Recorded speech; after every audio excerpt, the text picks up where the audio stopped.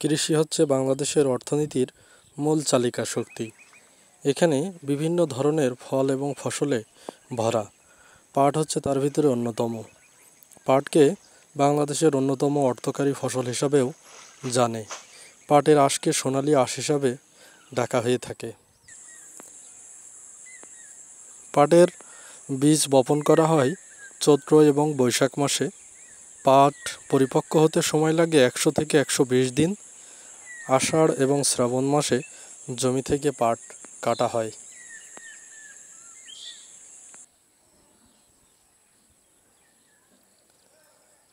পাট থেকে কাঁচা অবস্থায় ছাল ছাড়ানো হয় এবং পচান দিয়ে সেখান থেকেও কিন্তু আঁশ ছাড়ানো হয়ে থাকে। পাটের জিনতত্ত্ব আবিষ্কার করেন ডক্টর মকসুদুল আলম। এই কৃষক ভাই এখন পাট কাটায় ব্যস্ত সময় পার করছেন। বাংলাদেশে সাধারণত 2 ধরনের পাট উৎপাদন করা হয়, সাদা পাট এবং তোষা পাট।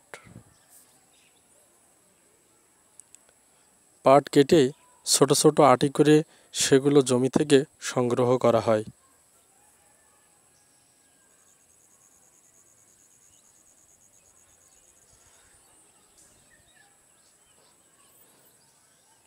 কৃষিতে সমৃদ্ধ বাংলাদেশের প্রতিচ্ছবি এটা।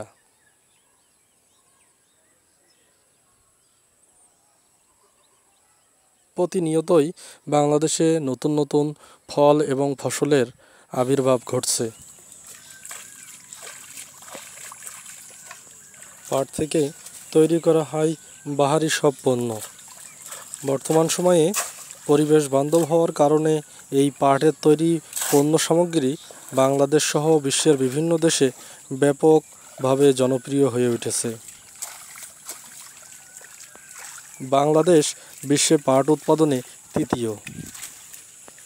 বাংলাদেশের অধিকাংশ পাটের উৎপাদন হয় ফরিদপুর, যশোর এবং রংপুর অঞ্চলে।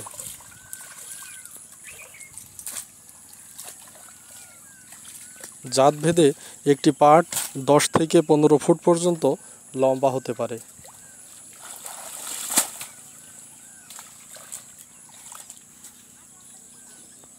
আটি করে সংগ্রহ করা এই পাট একটি নির্দিষ্ট সময় পর্যন্ত পানিতে পচতে রাখা হয়, যেটাকে বলা হয় জাগ দেওয়া। এই প্রক্রিয়া চলতে থাকে 20 থেকে 25 দিন পর্যন্ত।